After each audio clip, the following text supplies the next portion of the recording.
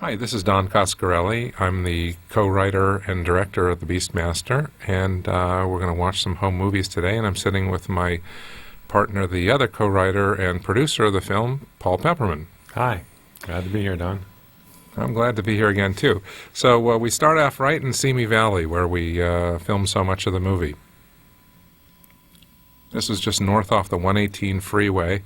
Off a street named Madera, just north of there was a big property where we shot all of these sequences, and we built our big pyramid. It's down on the right with the cap visor on. And we referred to earlier in our other commentary about the angle of these steps. You can really see how dangerous it was. We'd have to use ropes to get up and down, although that dog's able to get up there pretty well. Also, you can see there's a shot a little earlier where they showed the town, which is really just one street, and you forget that when you watch the movie because we have the glass shots that make it look like a whole village. Now, this is Conrad Angoni and myself. Conrad was the production designer on the film and was completely responsible for filming. That's Paul Pepperman and myself on the right. And there I am again with Conrad. And Conrad was responsible for designing and building all the sets.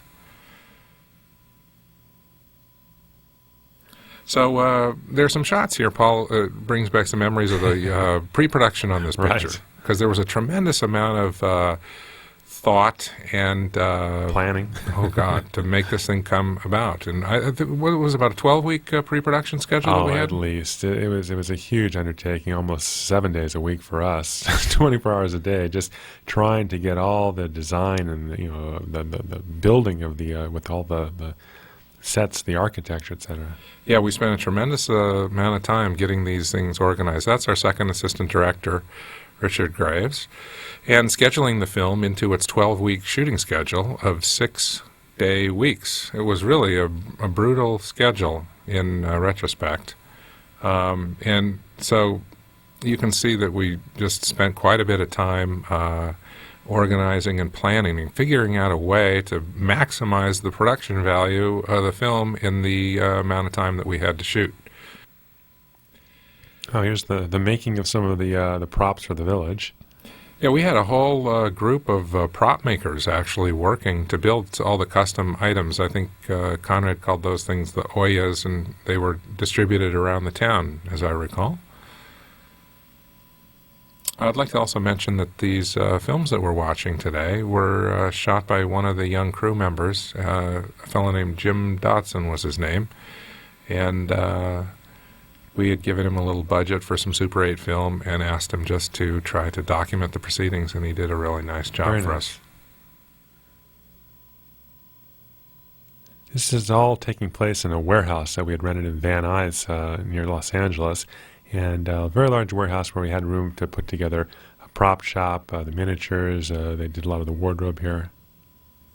Yeah, there was a tremendous amount of wardrobe involved, organizing all the various materials that people were going to have to wear. We had to outfit quite a number of extras. I mean, there was a couple hundreds in certain scenes, and obviously they couldn't wear their street clothes. There's a couple of the camera assistants.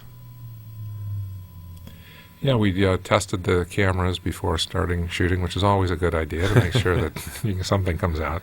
So on the right there, you can see the little parapet tower in construction. Then in the center, there's the room that was used as the character Sokko's room, and also for the chamber where Rip Torn met with the king.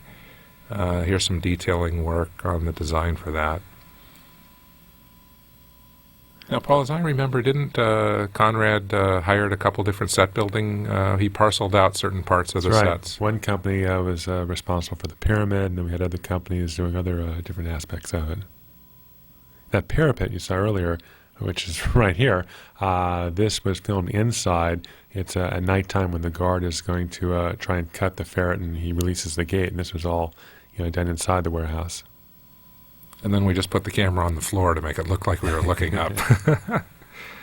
Here's the beginning of the making of the tree for the tree people. Yeah, we never could find a location. We looked around at some big trees, but nothing like building one. And so Conrad really went to town, and I don't recall, but I think that thing had to be, about 30, 40 feet in diameter, don't you think? Yeah. Well, not in diameter, in circumference, but the whole root structure. But you could see we couldn't really shoot up at the ceiling because the ceiling wasn't all that tall. We blacked out the ceiling. And they used those different kind of fiberglass skins to give it the texture of real bark. Boy, I was just going to say a lot of toxic materials used in this making of This is movie. kind of interesting. I don't think anyone can guess what we're making here. Quitus Trailers, visita mi canal. Oh, it's people. Is that a man or a woman? This looks like a man. So we had a lot of dummies that we had to kill in this film.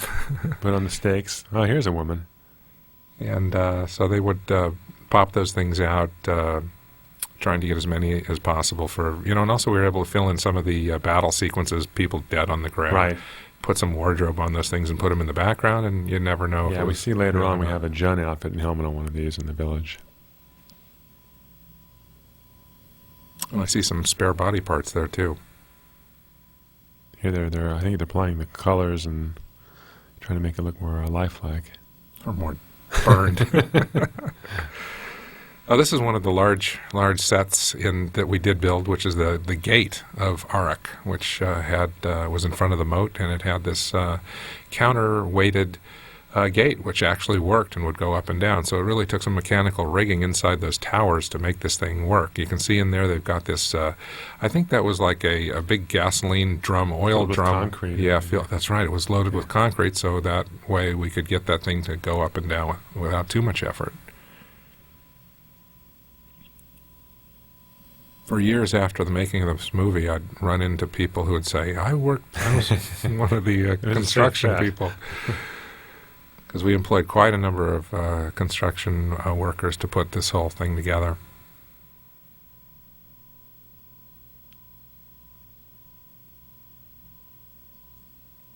And then after they get all this done, then they apply the outer coat, and they spray it on. It's a foam substance. Here's some of the outer fencing that was created for the village of Emer. This is Conrad, and he's working out his plan with Roger George. Roger was involved with, had actually worked for Paul and I on Phantasm and done an exploding hearse for us.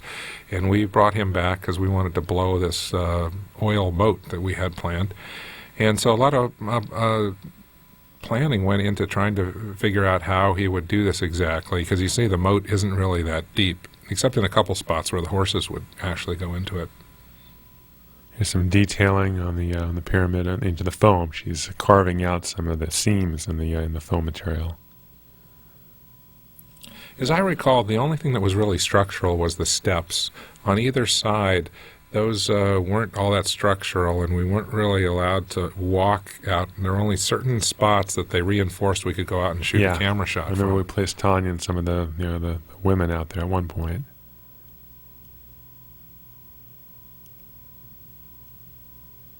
Oh, is that the fire pit they're working on? You're right. Yeah, because that's the fire pit. So I think they put probably some kind of like asbestos lining on that. Here's a great angle. Just trying to imagine running up and down those steps. So there's the main drag of the city of Aruk, and not as big as it looked on film. So we really chose our angles wisely. And used every angle possible.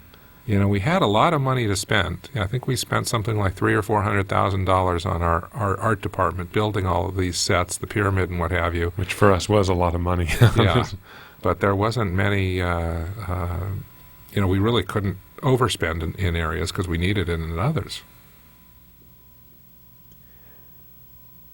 We're just practicing some camera moves there.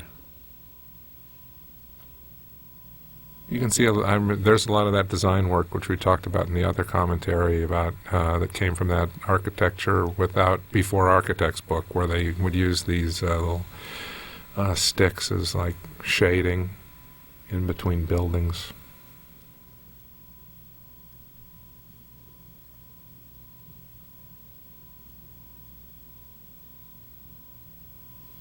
How long did the construction period last, Paul? Do you remember? I don't recall, but this was, as I mentioned before, oil company land, and we pretty much had the run of the mill to build everything we wanted out there. That's the nice thing about having a property like that available when you're shooting a movie is that, whenever a scene comes up and you don't exactly know what you're going to do, you've got a space that you can go and try to find that, like at the last minute, if we had it, a little scene or a shot or something, we could go around and do that.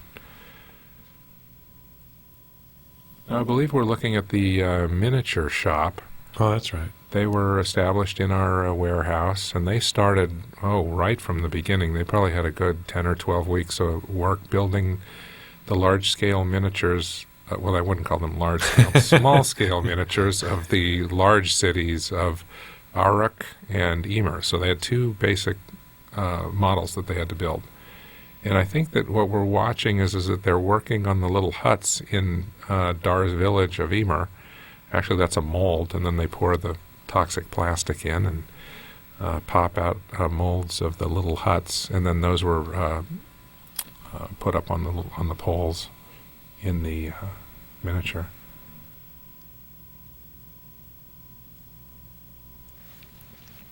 These guys would have pretty wild hours. We'd stop by sometimes, in the middle of the night, and they'd be in there working away. Yeah, it's a round-the-clock deal.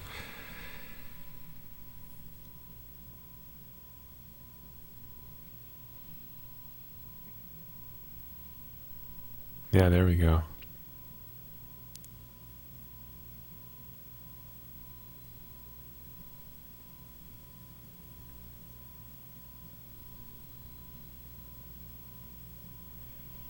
So the hut's all lined up and ready to go.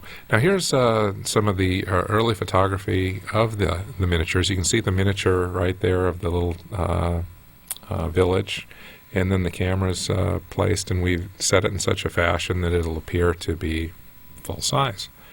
That we were using, this is Mike Miner who designed a lot of these shots, and we had what was called a nodal point head, so we could actually pan onto the miniatures to get the effect of it being real.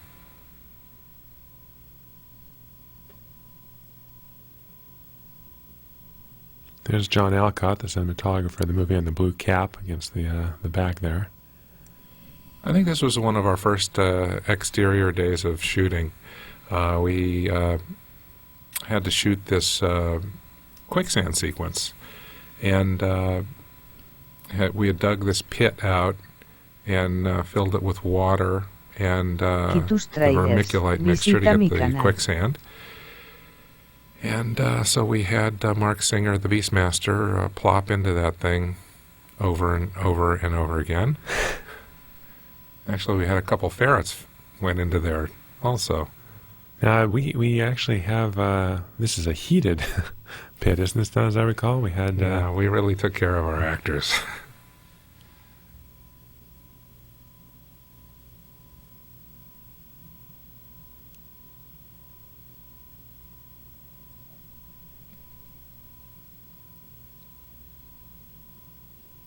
Toss another ferret onto the pit.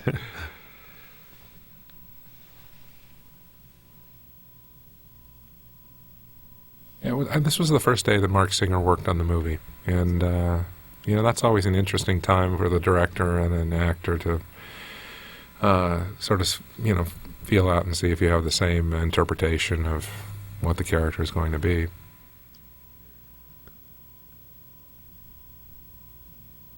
Mark really got himself in shape for this role. Man, we had a huge crew.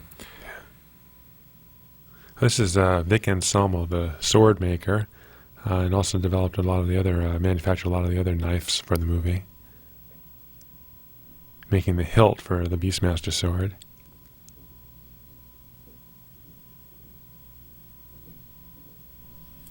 And there's the sword in use.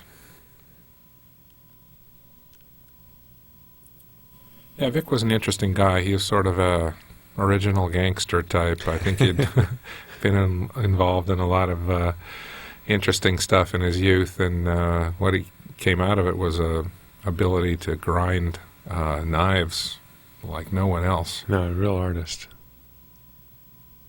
He crafted me a 9-inch Bowie knife.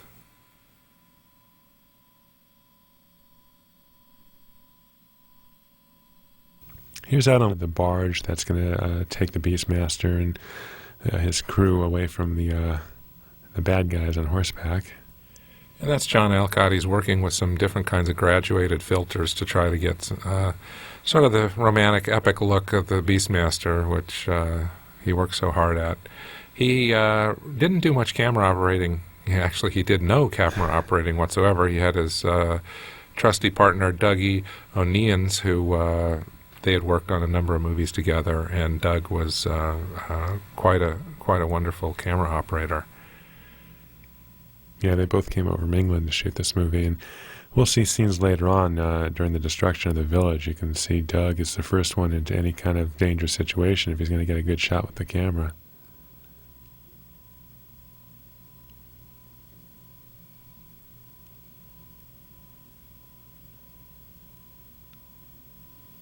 So this was shot up at Pyramid Lake, which was a lake, I'd say, about 40, 50 miles north of the Los Angeles area. And I think we shot up there for about 4 days to get this sequence, because it involved bringing the characters in, and then there was a battle with the tiger came in, and also some sword fighting and fighting with the staff with John Amos. That's Jim Spartalotti, the assistant director, and he was one of the people responsible for helping us to get this movie done within the schedule that we had of the 12 weeks. Well, this is one of the sequences, I believe we're shooting with 2 cameras. It was necessary because, as you can see, with a crew this size, it's just things are not going to move that quickly. And sometimes if you can set up a second camera, you can grab basically an extra setup if the lighting doesn't look too poor. So, of course, there's John Amos.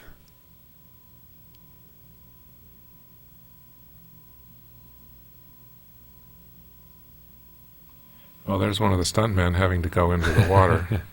Cold water. 33 degrees, I bet. He was pretty good with that staff. You know, he took that pretty seriously, and he really worked out quite a bit during the making of the movie to make these scenes work.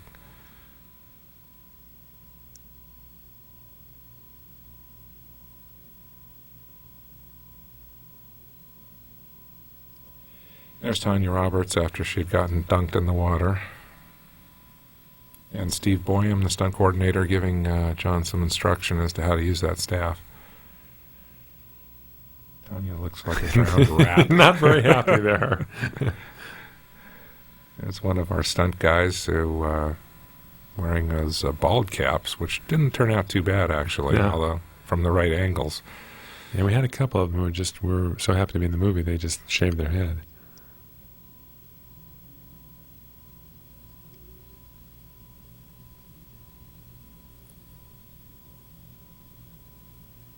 Here's some of the Juns on horseback out back again at Simi Valley, and we have a helicopter for the day where we're going to be doing some shots of them running along, and then some shots of the village.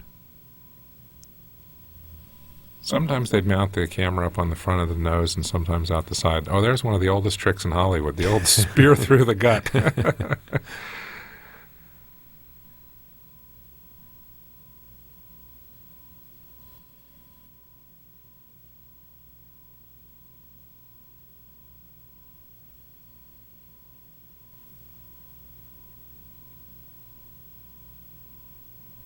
Yeah, we do that over and over. Mark was really quite a good sport about the physicality of the movie, and really responsible for, I think, some of the success was his ability to use swords and ride horseback and run and jump the way he could.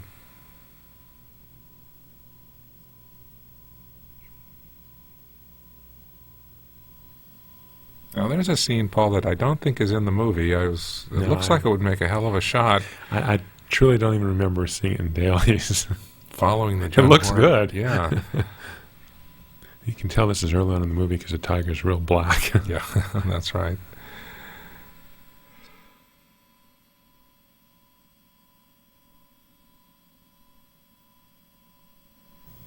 So this was out at the Franciscan ceramics place in Los Feliz district of Los Angeles. There were these old full-size kilns, domed brick oven type deals, and we were one of the few locations we actually went and used, because it had a really nice interior that we could use for some of the sequences.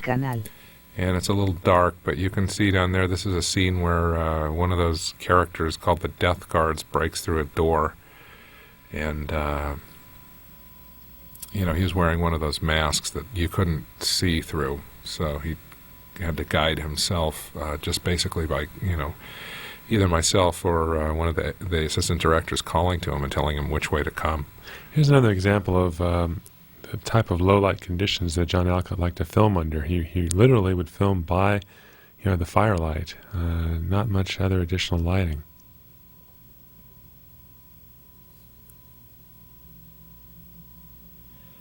So I think this is some of the sequences, with the witches, where they're doing some of their sequences, and I believe there's a shot of Rip Torn in here somewhere. Real quick one. Yeah, there he is.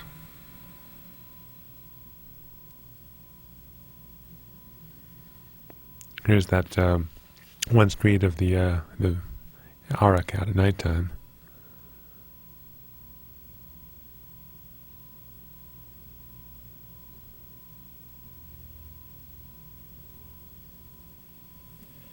So now we're getting ready to film the devastation of the Beastmaster's hometown. So we got all the requisite Farm goats. life.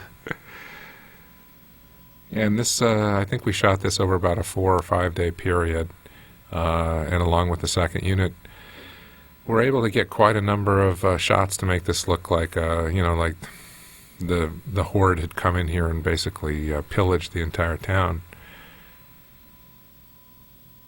Now, we'd use the rubber cement, gallons of it, and drip it all over everything, and then light it on each take, so we'd have something burning in the background and get the smoke going.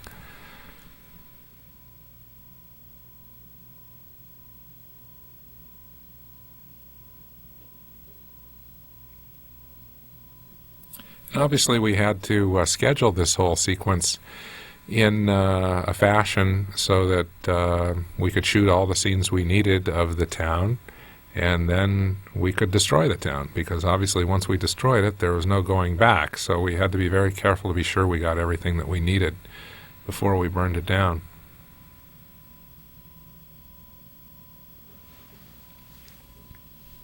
Now here you can start to see one of the oldest tricks in Hollywood, which is having the same actors running back and forth in front of the camera to make it look like you got a lot of extras. Because mostly what you see is just, dark heads running by. And you'll see this all throughout this sequence. We were able to maximize the production value.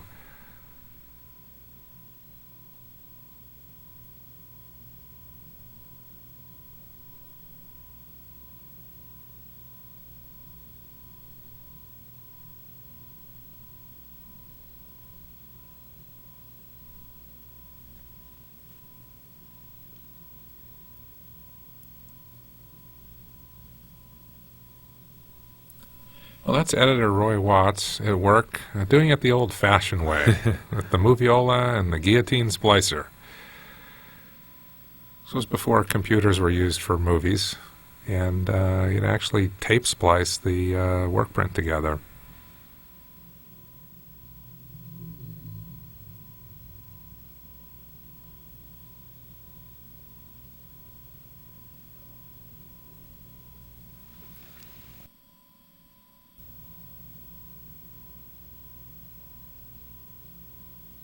Back to the devastation. There were a lot of injuries in this sequence, because with those horses running around, it was the first time that I'd ever worked with horses. And I didn't realize how hard it is, because a horse doesn't necessarily want to hit its mark. And then once it's on its mark, it wants to move around, so it's hard to get them in and ready for their shot. And then, as a crew person, you don't want to be standing next to them because they'll step on you if you don't watch it. Yeah, and I'm sure the fire poles don't help the situation either with the horses. And here we are. You can see that we had Mark Singer attached to a harness, and then we got the dog to pull at the same time that we were pulling him away. And it was a little difficult to get that synchronized.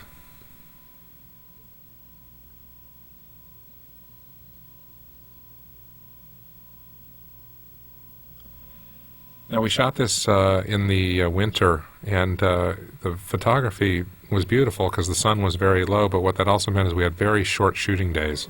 So we maybe had 7 or 8 hours a day of shooting time. So we really had to crank to make this stuff, get this stuff done on our schedule.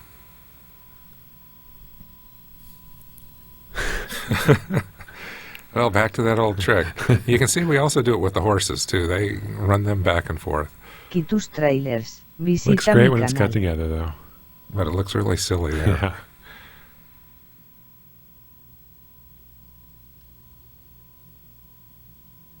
Here's Doug O'Neens, the camera operator, right in the forefront. This is the sequence where the Beastmaster is charging through the devastation, and he's ultimately going to grab that sword and go after the Jun leader. And I wanted to get in the middle of the action there, and on screen it really worked out well. With all this burning rubber cement, it's amazing we didn't start a wildfire. Well, actually, it was the middle of January. All the hills are pretty green. We had a lot of water trucks nearby. It's whatever crane shot, yeah.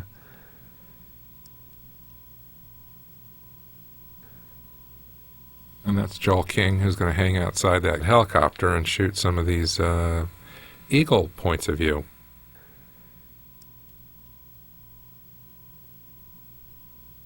Well, there's the two of us. Looking good. After a long, hard day, sun's going down, get our last pretty shot. But the idea from the get-go was to always try to show some kind of point of view from the bird. And the only way to really accomplish that was to bring this big helicopter out. And I'll tell you got to give Mark Singer credit, because you look at him there. It's one thing to have an eagle come flying down at you, but when you have one of these big Bell Jet Rangers or whatever it is, I mean, I don't know how he was able to maintain and make those shots. But Don's not worried because he's not under the helicopter. Hey, well, this has been a lot of fun watching these home movies, Paul. It really has, Don. I'd love to do it again sometime.